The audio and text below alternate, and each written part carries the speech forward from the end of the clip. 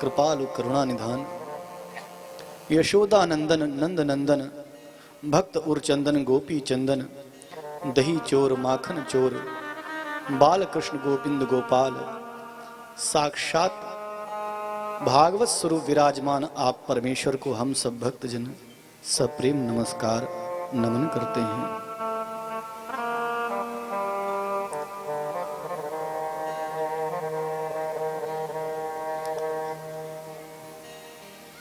श्री भगवान की करुणा कृपा के वात्सल्य में आश्रय में उपस्थित विराजमान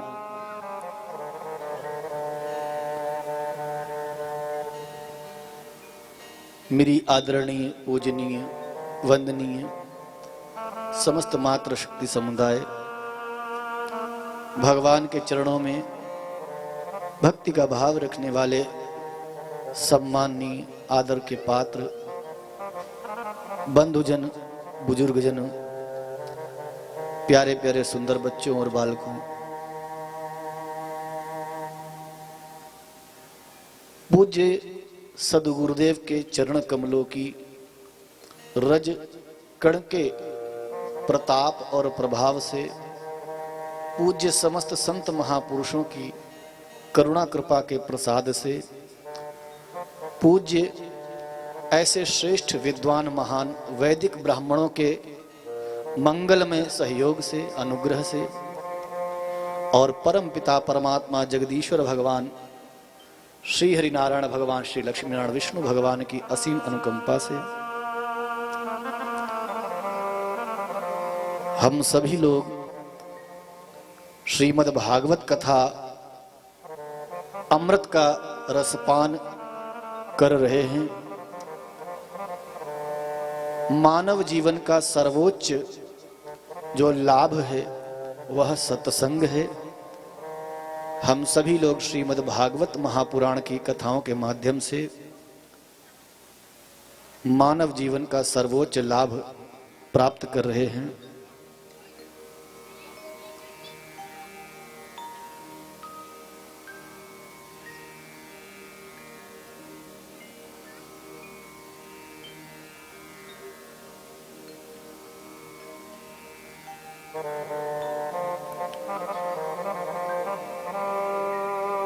सत्संग क्या चीज है और सत्संग से हमें क्या प्राप्त होता है, यह हम आपको पूर्व में बतला चुके हैं।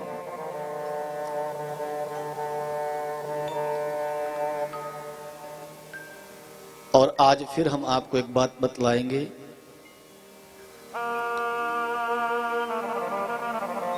सत्संग में आप आते हैं, भगवान की कथा सुनने के लिए आते हैं, अपना कल्याण करने के लिए आते हैं, और अगर कुछ नहीं तो कम से कम इतना तो होना ही चाहिए कि भगवान की कृपा दृष्टि आपके ऊपर हो जाए, इसलिए तो आते ही हैं।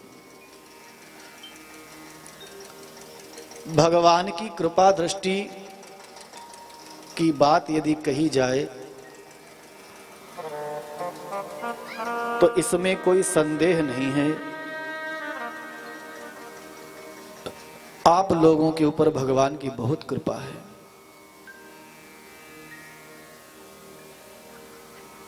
हर चीज अनुभव करने की होती है।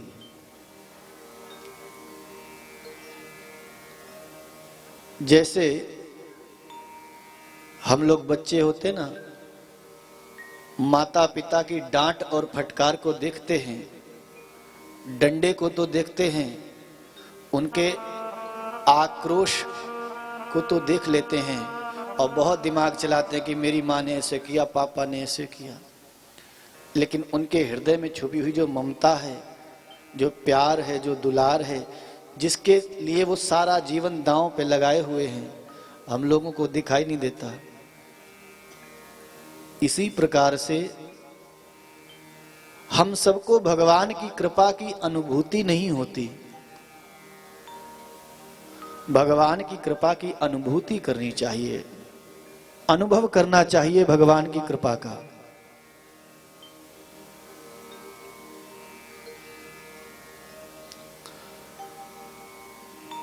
भगवान की कृपा का अनुभव कब होता है? जब ईमानदारी से हमारा मन भगवान में लगा होता है और हम इस बात को ईमानदारी से जानते हैं कि भगवान हमारे हैं और हम भगवान के हैं। एक बार जीवन में अपने एक बार इस बात को कसम खा के गांठ बांध के हृदय के अंदर मन और बुद्धि विचारों में स्वीकार कर लो कि भगवान हमारे हैं और हम भगवान के हैं। और यदि यह बात सत्य है तो भगवान किसी भी स्थिति में हमारा अहित और अमंगल नहीं होने देंगे और यह सत्य है। जब इस बात को हम स्वीकार कर लेते हैं तो जीवन में चाहे कितने ही कष्ट, विपत्तियां, आपत्तियां, जीवन के उतार चढ़ाव और संघर्ष आ जाएं, परंतु हमारे साथ भगवान अहित और अमंगल नहीं होने देते। भगवान की प्रत्येक लीला मंगलमय है, हमारे कल्याण के लिए है। देखो, कथा कहे, छोटा सा विशिष्ट अनुरोध है। आज तृतीय दिवस है श्रीमद् भागवत कथा सत्संग का। 3 दिनों से हम ये नाटक देख रहे हैं कि हम सत्संग के नाम पर भगवान के लिए भगवान की कथा में पहुंच जाते हैं, परंतु नाटक चालू रहता है। कभी ये आ रहा, कभी वो आ रहा, कभी कोई नाच रहा, कभी कोई कूद रहा। हमारा चित्त भगवान में लगने की बजाय उस ही माया में फंसा रहता है। लाभ क्या मिला? ये तो हाथी का स्नान हुआ ना। भगवान की कथा सुनने के लिए इतना बड़ा प्रबंध, इतना बड़ा मैनेजमेंट, इतनी बड़ी व्यवस्था किस लिए की गई? कि हमें भगवान की कृपा प्राप्त हो, हमारा जीवन भगवान के चरणों में लगे और भगवान की कृपा से हमें जीवन का संपूर्ण लाभ प्राप्त हो। नुकसान तो कोई नहीं चाहता ना, सब लोग फायदा चाहते हैं। फिर ये कैसी अज्ञानता, फायदे का काम करते समय नुकसान वाले नए नए नुक्स लेकर क्यों उपस्थित हो जाते हो? ये बाल गोपाल भगवान को बहुत प्रिय हैं, भगवद रूप हैं। सब चीजें भगवान की, संपूर्ण सृष्टि भगवदमय है, परंतु शास्त्र की विधि है कि जब कोई कार्य किसी भी प्रकार का हो रहा हो तो उसमें किसी भी प्रकार का अन्य विघ्न बाधा नहीं रखनी चाहिए। इससे बहुत दिक्कत होती है। जा रहे थे मोटरसाइकिल लिए, बार बार इधर दिमाग दिखाया, सामने देखा नहीं, हो गई टक्कर, गोविंदाय नमो नमः। हम जीवन की इस यात्रा में गाड़ी लेकर चल रहे हैं। ये शरीर हमारा रथ है। इस शरीर के रथ स्वरूप के देख लो, ये शरीर जो है ना, ये रथ है। इस रथ के ऊपर सवार कौन है? श्री कृष्ण। श्री कृष्ण इस हृदय के अंदर बैठे हैं, इस रथ के अंदर। और वो कैसे इस शरीर को चला रहे हैं? प्राणों से इस शरीर को चला रहे हैं और ये शरीर जीवित है। जिस दिन श्री कृष्ण इस शरीर से निकल के चले जाएंगे, ये शरीर रहेगा, क्या इससे प्रेम करोगे? तुरंत जलाने का काम करोगे, इंतजाम करोगे, कहोगे कि मिट्टी खराब हो रही है जी, जल्दी जल्दी करो। तुम किससे प्रेम करते थे? चमड़े से, हड्डी से, मल मूत्र विष से, बलगम से, थूक से? किससे कर रहे थे? अरे उससे अगर कर रहे थे तो ये तो अभी पड़ा है, पकड़ो, छाती से लगाओ और खूब लाड़ा लाओ, चूमो चाटो। नहीं, तुम नहीं करोगे। तुम क्यों नहीं करोगे? क्योंकि तुमको ये पता है कि मैं जिससे प्रेम करता हूं, जो मेरा था, जो मेरा है, वो इस पिंजरे को छोड़ के गया। निकल गया पंछी।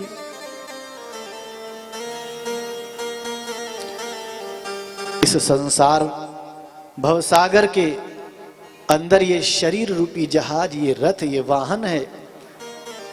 हम इस जीवन की यात्रा कर रहे हैं। इस शरीर को चलाने वाले परमेश्वर भगवान इसके अंदर बैठ के इसको चला रहे हैं, जीवन दान दे रहे हैं।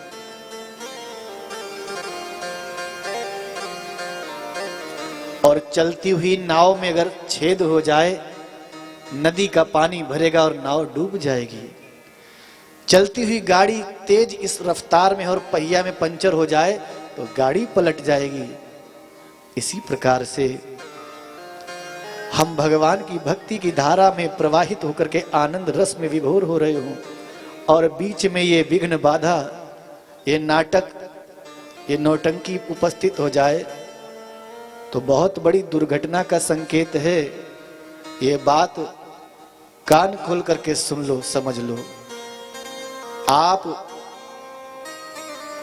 किसी ऐसे व्यक्ति के सामने नहीं बैठे कि जो समसाधारण हो। यहां साक्षात भगवान, भागवत भगवान के रूप में विराजमान आप भगवान के सम्मुख बैठे हैं। व्यास पीठ पर विराजमान स्वयं साक्षात महर्षि श्री कृष्ण द्वैपायन वेदव्यास जी महाराज अपने मंगलमय स्वरूप में विराजमान होकर आप सबको भगवान की कथा अमृत से आप प्लावित कर रहे हैं।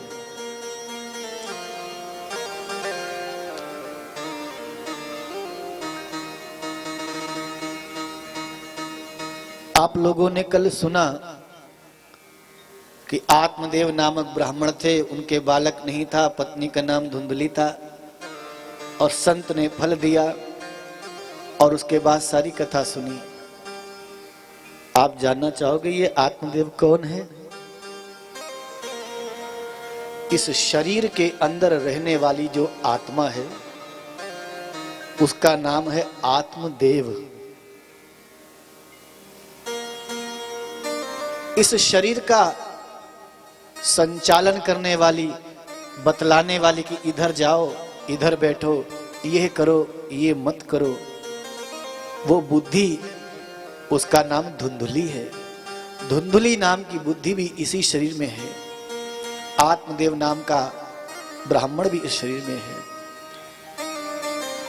वे जो संत मिले थे ना, वे कौन थे? वे पूज्य सदगुरुदेव थे। वे पूज्य सदगुरुदेव कौन हैं? गोस्वामी तुलसीदास जी महाराज ने बहुत सुंदर वर्णन किया। बंदो गुरुपद कंज कृपा सिंधु नर रूप हरि, महामोह तम पुंज जासु बचन रवि कर निकर। वे जो पूज्य सदगुरुदेव हैं वो कोई साधारण व्यक्ति नहीं है, हड्डी और मांस का शरीर नहीं है। स्वयं करुणा निधान भगवान श्रीहरि हमारे कल्याण के लिए, हमारे हित के लिए मानव चोला देह धारण करके संत स्वरूप में हमारे लिए उपस्थित हुए और हम पर कृपा करी। और कहाँ मिले? वन में। वन का अर्थ क्या है? एकांत। हमको एकांत में ही तो भगवान के दर्शन होते हैं, सबके सामने थोड़े होते हैं। आज तक कहीं देखा गया किसी पत्नी ने अपने पति से पूर्ण रूपेण से समर्पित होकर सार्वजनिक रूप स्थल पर समर्पण किया हो? कोई नहीं देखता। एकांत में ही समर्पण होता है, एकांत में ही पति का प्रेम प्राप्त होता है। और ये तो पतियों के भी पति जगतपति भगवान हैं, ऐसे ही थोड़ी सबको मिलेंगे। इस हृदय के अंदर जब एकांत होता है, शांत होता है, वे जगतपति भगवान संत सदगुरु के रूप में मिलते हैं। उस संत का फल क्या है? वो जो उन्होंने फल दिया आत्मदेव को, उन महापुरुष ने उस शरण में आए हुए जीव की दुर्दशा को देखा तो कृपा करके गुरु दीक्षा दी गुरु मंत्र दे दिया। पंच संस्कार पूर्वक मस्तक पर भगवान का ऊर्ध्व पुंड्र तिलक, कान के अंदर भगवान का वह दिव्य नाम जो सबको नहीं मिलता, गुरु वाणी से भगवान ने दे दिया। गुरु महाराज ने हृदय में बिठा दिया। और अब तक नाम था अमित, सुमित, ये और वो, चिंटू, मिंटू, चिंडी, पिंडी। संत सदगुरुदेव ने कृपा करी, ना ना ना, ये सब खत्म, बेकार। ये तो शरीर के हाड़ मांस के नाम है, तुम्हारा थोड़ी है। जिस दिन हाड़ मांस जलाया गया उस दिन ये नाम भी जल जाएगा, तुम्हारा नाम ये नहीं है। संत सदगुरुदेव क्या करते हैं, फिर नाम दान दे देते हैं। आज से तुम्हारा नाम नारायण दास, केशवाचार्य, चक्रपाणी, ललिता दासी, श्रीदासी, श्रीनिका इत्यादि प्रकार से।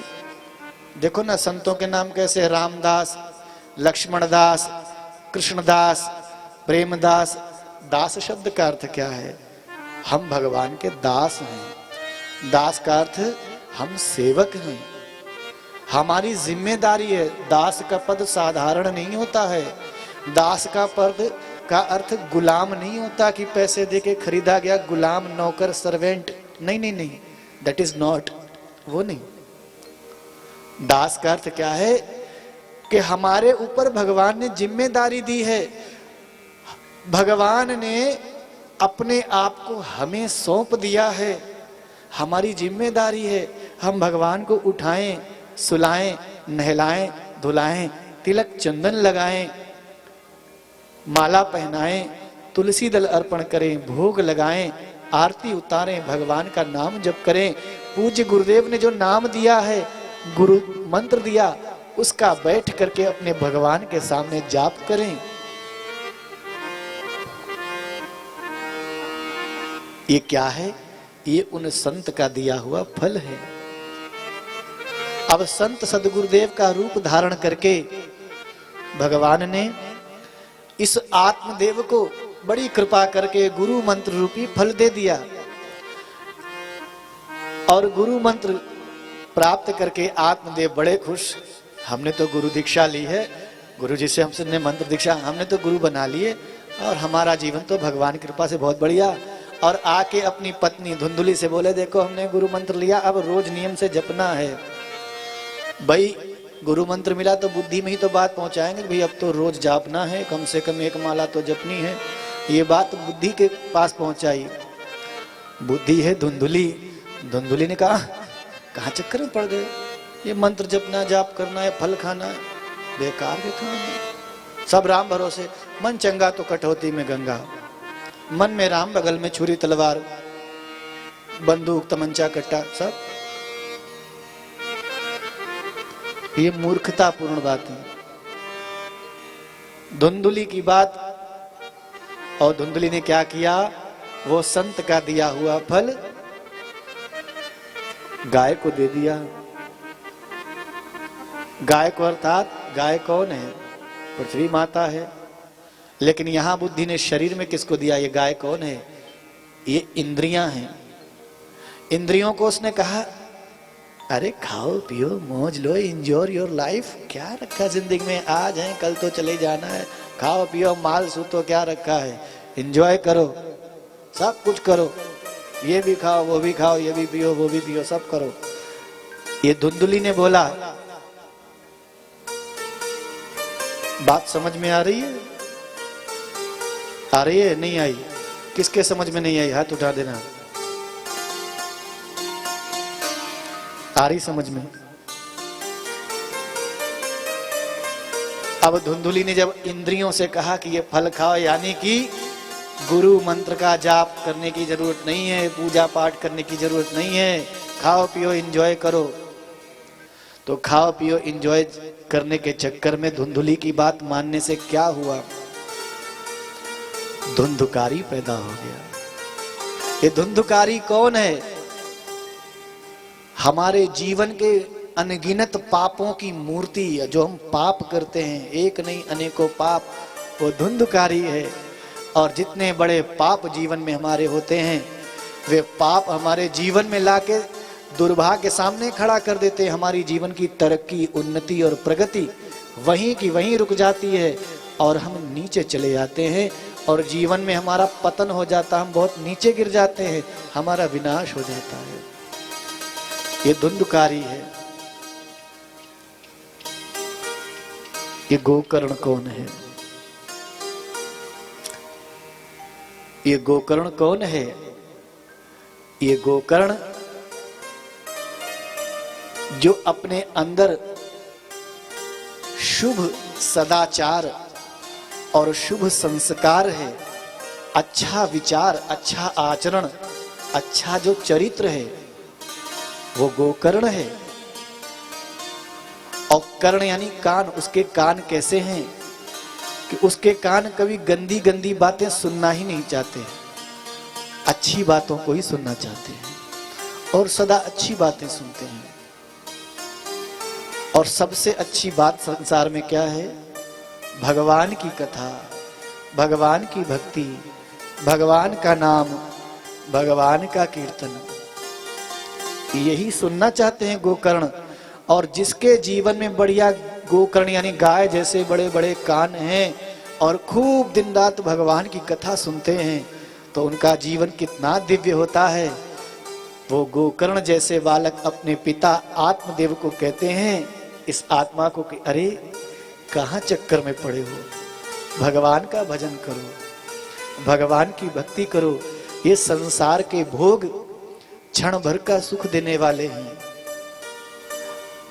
हमारे एक पूज्य संत हैं, अभी उनका शरीर नहीं रह गया, 95 वर्ष की अवस्था का शरीर था और पधार गए। उन्होंने इस दास को, इस बालक को बचपन में गोद में खिलाया है। वे कहा करते थे, घाटी के नीचे सब माटी, यानी हलवा खाओ, पूड़ी खाओ, छोले खाओ, भटूरे खाओ, खीर खाओ, पूड़ी खाओ, मैक्रोनी खाओ, ये खाओ, वो खाओ और न जाने क्या क्या खाओ। ये है ना, इसको हमारी धामपुर की भाषा में क्या बोलते हैं? टेटुआ। टेटुआ बोलते ना, लेकिन शुद्ध हिंदी में बोलते हैं घाटी। कहते इस घाटी के नीचे सब माटी, इसके नीचे गया अब बस, बाकी तो सब पता ही है सबको, बतलाने की जरूरत नहीं। माटी, माटी यानी मिट्टी बन गया, बेकार। इसका अर्थ क्या है? संसार के जितने सुख हैं वो बस केवल क्षण भर का सुख देने वाले हैं और बाद में उनका रूप मिट्टी हो जाता, बेकार। लेकिन हम घाटी के नीचे माटी बनकर बनने वाले विनाशमय भोगों की ओर दिन रात ऐसे दौड़ते हैं जैसे भूखा कुत्ता बासी और रूखी सूखी रोटी के टुकड़े को पाने के लिए बड़ी बड़ी दूर तक दौड़ता है। प्यासा पशु रेगिस्तान में दूर से चमकती हुई रेत को देखता, सूर्य की रोशनी पड़ती है तो वो सोचता है पानी है। वह हिरन दौड़ता है, वहां पानी है, वहां पानी है, वहां पानी है। अब जब जाके पहुंचता तो देखता कुछ नहीं, क्योंकि सूरज की रोशनी से वो रेत चमक रही है, दूर से पानी महसूस हो रही है। इसी प्रकार से भगवान की ये माया है। माया के प्रभाव से संसार के जितने दुख के पदार्थ हैं हमको बहुत अच्छे लगते हैं कि बहुत सुखमय है, बहुत सुखदाई है, बहुत बढ़िया है, लेकिन जो भुगत रहा उसको ही पता है कि कितना बढ़िया है। ईमानदारी से बता देना, भुगत रहे नहीं भुगत रहे हैं, सबको पता है कितना स्वाद है, कितना टेस्ट है, कितना आनंद आ रहा है।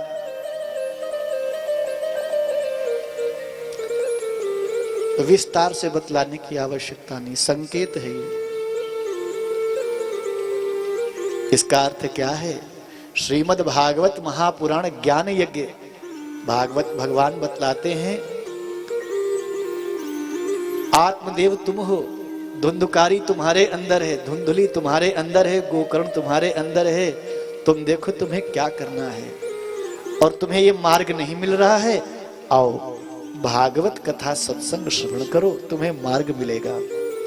वे संत महापुरुष आएंगे, कथा सुनाएंगे और कृपा पूर्वक जैसे आत्मदेव को फल दिया ऐसे ही तुमको फल के रूप में गुरु मंत्र गुरु दीक्षा देंगे, भगवान का नाम दान देंगे और उसका परिणाम क्या होगा?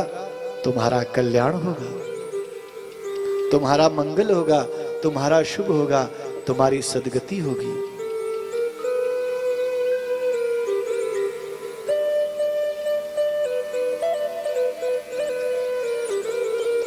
ये आत्मदेव है।